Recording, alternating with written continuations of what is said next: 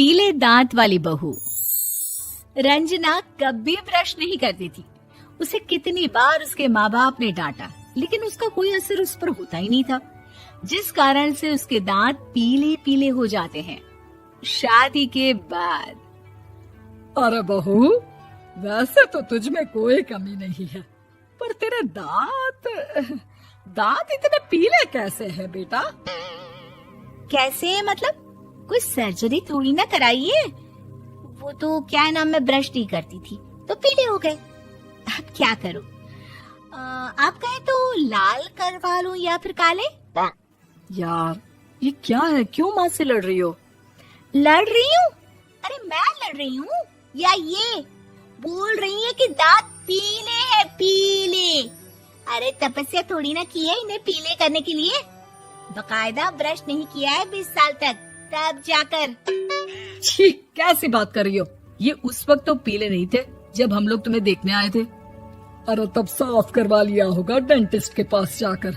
अब देखो कैसे पीले पीले लग रहे हैं। रंजना सास की तरफ गुस्से से देखती है। फिर शुरू हो गई पीले पीले पीले। अरे पीले तो तब भी थे जब मेरे हाथ का रसगुल्ला उड़ा उड़ा कर खा रही थी और बोल रही थी, लड़की नहीं गुणों का खजाना दे रहे भाई साहब आप। खैर, अब वो लोग करते भी तो क्या करते, पीले दांत वाली बहू पल्ले पड़ी थी तो झेलना तो था ही। एक दिन कीर्तन में रंजना गाना गा रही थी। अरे कमला बहन, माँ का द्वार है, यहाँ तो सब शुद्ध होकर आते हैं, फिर अपनी बहू को ब्रश भी नहीं करवाती तुम। दूर से पीले पीले दांत भक्ति में बाधा उत्पन्न कर रहे हैं। अरे कोई 2 साल के बच्चे थोड़ी ना लेकर आई हूँ मैं बहू बनाकर। अच्छी खासी लड़की है, अरे कैसे करवाऊं ब्रश? ये तो उसे खुद करना चाहिए ना। अब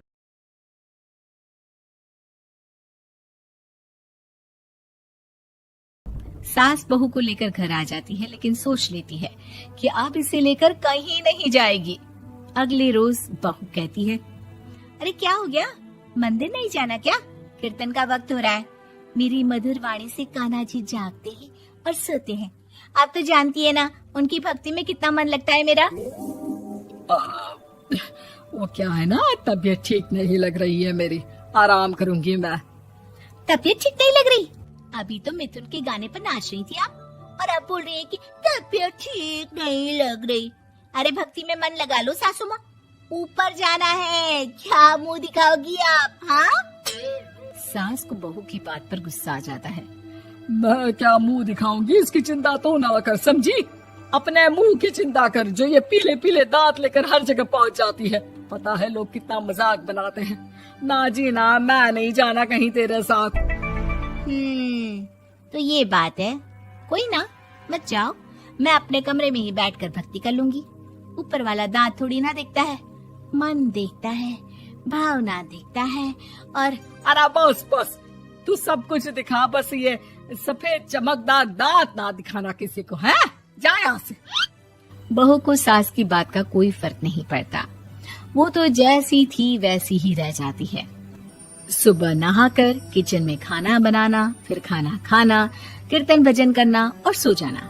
एक दिन, माँ जी मैं सहेली के घर जा रही हूँ, शाम को लेट आऊंगी।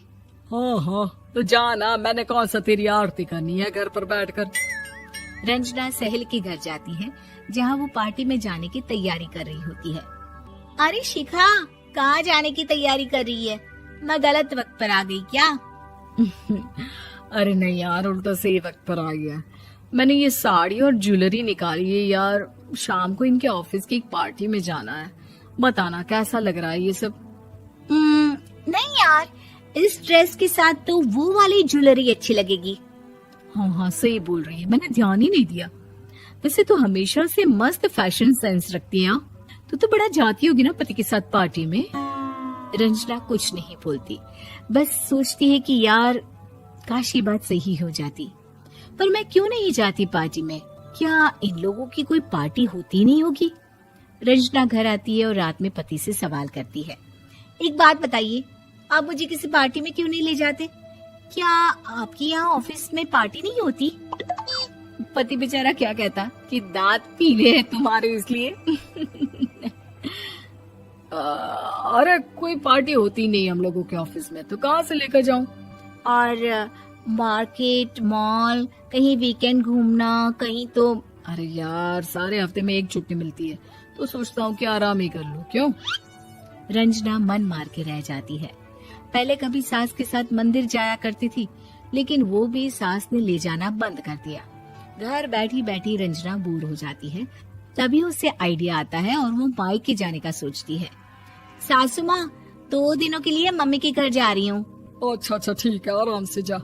और हाँ, माँ से कुछ अच्छी आदत सीख कर आना कि कैसे शरीर के हर भाग की तरह दांतों की सफाई भी जरूरी होती है, समझी? शुरू हो गई ना आप। वो लोग आपकी तरह नहीं है कि छोटी छोटी बात का बतंगड़ बना दे। उन लोगों के लिए मैं मायने रखती हूँ, ना कि मेरे पीले पीले दांत। रंजना माँ को बिना बताए उन लोगों को सरप्राइज देती है, लेकिन जैसे ही वो दरवाजे पर पहुँचती है, अंदर देखती है कि घर वाले कहीं जा रहे होते हैं। अब माँ, काश रंजना दीदी के दांतों वाली प्रॉब्लम नहीं होती, तो वो भी हम लोगों के साथ चलती ना बुआ जी की बेटी की शादी में। हाँ बेटा, लेकिन अब उसे कौन समझाए कि उसको उसके पीले दांत नहीं दिखते, लेकिन उसके आसपास के लोगों को कितना एम्बैरेसिंग फील कराते हैं। मुझे तो कितनी बार उसके स्कूल की टीचर ने शिकायत की कि उसके साथ कोई लड़की बैठना भी नहीं चाहती, और ना ही कॉलेज में कोई उससे बात करना चाहता था। लेकिन पता नहीं क्यों उसे ये बात समझ में ही नहीं आती। कोई कमी नहीं है उस लड़की में, बस यही कि दांत पीले हैं। वो तो भला हो जीजाजी और उनकी माँ का, जो दीदी को जैसी है वैसे ही रखा हुआ है। रंजना को अपने घर वालों की बात सुनकर बहुत दुख होता है। वो सोचती है कि वो क्या करे, लेकिन फिर वो सीधा डेंटिस्ट के पास जाती है, अपने दांत चमकाती है और कसम खाती है कि वो रोज ब्रश करेगी। अरे क्या हो गया? तुम तो 2 दिनों के लिए गई थी ना, पर कोई ना, अच्छा है, चलो आ गई तो। रंजना सास के सामने आकर खड़ी हो जाती है और पूरी स्माइल करती है, उसके चमकदार दांतों को दिखाती हुई। चले मंदिर। माँ, मुझे माफ कर दीजिए, मैंने आप लोगों को बहुत एम्बैरेसिंग फील करवाया। मैं आज से रोज ब्रश करूंगी।